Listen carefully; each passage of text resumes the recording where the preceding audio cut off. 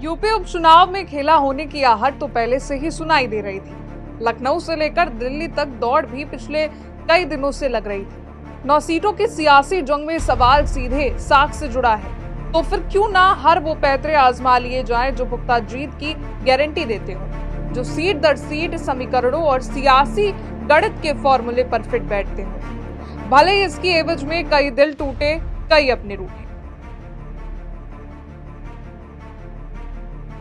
दिल टूटने अपनों के रूठने का सिलसिला तो सियासत में चलता रहता है, खासकर चुनावी वक्त पर, जब सियासी जंग के लिए सिपह सालारों का ऐलान किया जाता है। जैसे कई दिनों के इंतजार के बाद आखिरकार भाजपा ने भी यूपी की 9 सीटों की जंग में 7 सीटों पर अपने सेनापतियों को उतार दिया है।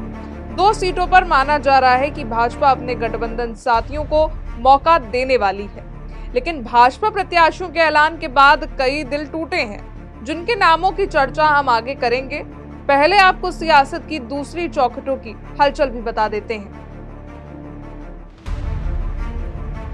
यूपी की सभी 9 सीटों पर सपा ने अपने प्रत्याशियों का ऐलान किया, तो सियासी गलियारों में ये सवाल सपा के शागिर्द कांग्रेस को लेकर गूंजने लगे, क्योंकि लोकसभा चुनाव में मिलकर भाजपा का रथ रोकने वाली सपा कांग्रेस में इस उपचुनाव में दरारें नजर आ रही हैं। यूपी में गठबंधन की अगुवाई करने वाली सपा ने कांग्रेस को एक भी सीट नहीं दी।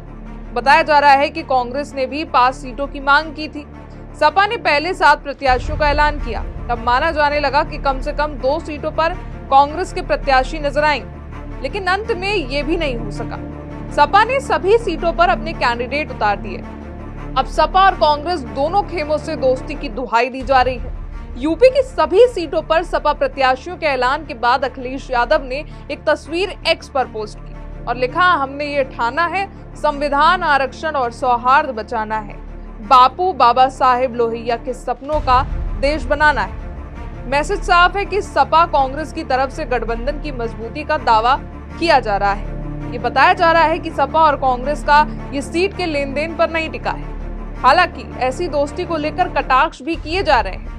कांग्रेस के इस त्याग को लेकर कांग्रेस के पूर्व नेता प्रमोद कृष्णम ने सोशल मीडिया पर पोस्ट करते हुए लिखा, कांग्रेस को अपना दफ्तर और झंडा भी सपा को सौंप देना चाहिए। सपा कांग्रेस के बीच त्यागपूर्ण दोस्ती की सियासी दास्तां के बाद अब बात करते हैं भाजपा और उसके गठबंधन साथियों की। यूपी उपचुनाव को लेकर भाजपा खेमे में हलचल पिछले कई दिनों से चल रही थी। यहाँ भी बात गठबंधन साथियों के बीच सामंजस्य को लेकर की जा रही थी।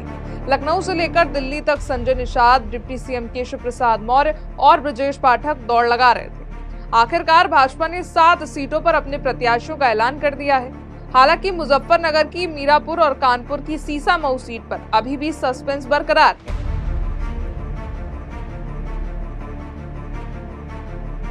उपचुनाव के लिए भाजपा ने 7 उम्मीदवारों की लिस्ट जारी कर दी है। कुंदरकी से रामवीर सिंह ठाकुर, गाजियाबाद से संजीव शर्मा, खैर से सुरेंद्र दिलेर को टिकट दिया है। इसके अलावा करहल से अनुजेश यादव, फूलपुर से दीपक पटेल, कटेरी से धर्मराज निषाद और मंझवा से सुचिस्मिता मौर्य को टिकट दिया है। भाजपा ने जिस तरह से उम्मीदवार उतारे हैं, उसमें दलित और पिछड़ों पर सबसे ज्यादा दांव खेला है। भाजपा ने सपा के पीडीए फॉर्मूले को काउंटर करने के लिए 7 में से 5 सीट पर दलित और ओबीसी समाज से कैंडिडेट उतारकर तगड़ी चुनौती देने की रणनीति बनाई है। भाजपा ने उपचुनाव में सबसे ज्यादा 4 ओबीसी समुदाय से 4 प्रत्याशी उतारे हैं, तो ब्राह्मण, ठाकुर और दलित समुदाय से भी एक उम्मीदवार दिए हैं। भाजपा ने ओबीसी समुदाय से जिन 4 लोगों को टिकट दिया है, उसमें ओबीसी की 4 अलग अलग जातियां हैं।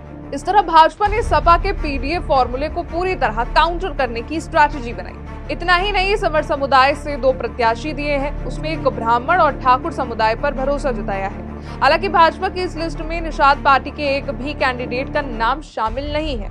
तो वहीं करहल सीट से भाजपा ने अनुजेश यादव को उतारा है। अनुजेश धर्मेंद्र यादव से सगे रिश्तेदार हैं। ऐसे में अखिलेश की पुश्तैनी और सबसे सुरक्षित सीट भाजपा ने ऐसा खेल कर दिया जो अखिलेश यादव सहित पूरे परिवार की टेंशन बढ़ाने वाला है।